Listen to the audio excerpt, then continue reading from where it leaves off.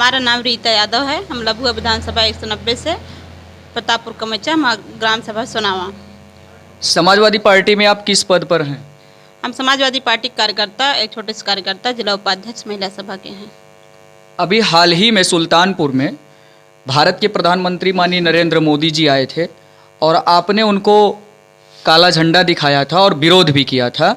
तो क्या कारण है, क्या आपको ऐसी प्रशासन व्यवस्था या शासन व्यवस्था में क्या कमी नज़र आई जो आपने उनको इस तरीके से काला झंडा दिखाया था? प्रधानमंत्री के कार्यकाल में हर चीज़ कमी है, सब कमी है। सभी लोग त्रस्त हैं।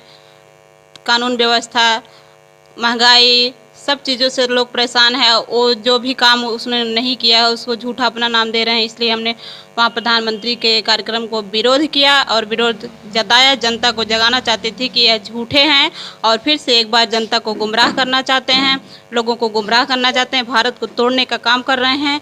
इसलिए हमने काला झंडा दिखाया ताकि आने वाले 22 में समाजवादी पार्टी की सरकार बने, आदरणीय अखिलेश यादव जी की सरकार बने। एक बार फिर से साइकिल चले और भारत का भविष्य उज्जवल हो, छात्र नौजवानों का भविष्य उज्जवल हो, बच्चों का भविष्य उज्जवल हो, महिलाओं का भविष्य उज्जवल हो। जब 2017 के पहले आपकी सरकार थी तो शासन व्यवस्था बढ़िया चल रही थी? बिल्कुल बढ़िया चल रही थी। कम से कम महिलाओं के उत्पीड़न तो नहीं हो रहा था, महिलाओं की साड़ियाँ तो नहीं खींची जा रही थी, बच्चों के हाथ से कलम तो नहीं छीन रही थी, छात्र नौजवानों को रोजगार तो नहीं मिल रहा था, उनसे वंचित तो नहीं किया जा रहा था, किसानों के हक तो मिल रहा था उनका, किसान मर तो नहीं रहे थे, किसानों को थारों से नहीं तो रौदा जा रहा था, कम से कम यह तो नहीं हो रहा था। अभी हाल ही में प्रधानमंत्री नरेंद्र मोदी जी ने जो किसान बिल आया था, सौभाग्य की बात है कि आपने जब काला झंडा दिखाया तो हो सकता है कि इसी विरोध के कारण ही या उनको कहीं ना कहीं से कुछ सुगबुगाहट शासन को ज़रूर है, जो उन्होंने यहाँ से जाते ही उन्होंने सबसे पहले ये काम किया कि किसान बिल वापस किया। इसके विषय में आप क्या कहना चाहते हैं?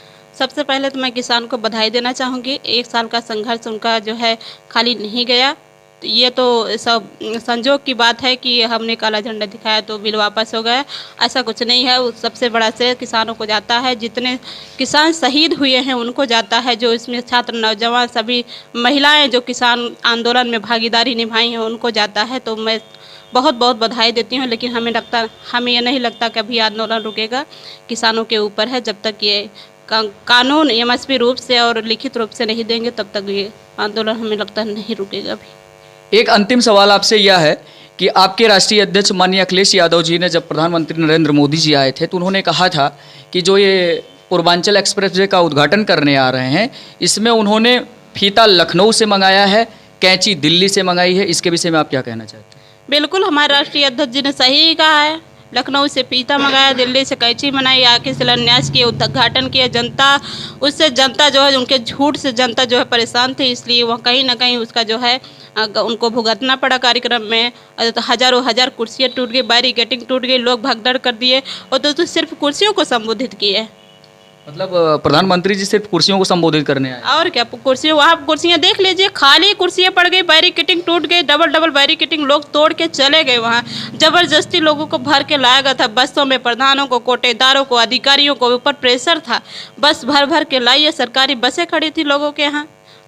आपके जब राष्ट्रीय अध्यक्ष जी आए थे तो भीड़ उतनी ज़्यादा नहीं थी जितना माननीय प्रधानमंत्री जी आए थे, उतनी भीड़ आपके राष्ट्रीय अध्यक्ष जी के आने पर? ऐसा नहीं है, आप देख लीजिए, उठा के गाजीपुर देख लीजिए, जहाँ भी वो कार्यक्रम किए हैं, लाखों 2 लाखों की भीड़, बहुत भीड़ है। एक ऐतिहासिक भीड़ है, बहुत भीड़ है। आने वाले 22 में इस भीड़ का अंजाम भी होगा, सरकार बनेगी समाजवादी पार्टी की। जी रीता यादव जी, भारत चेतना में बात करने के लिए बहुत बहुत धन्यवाद।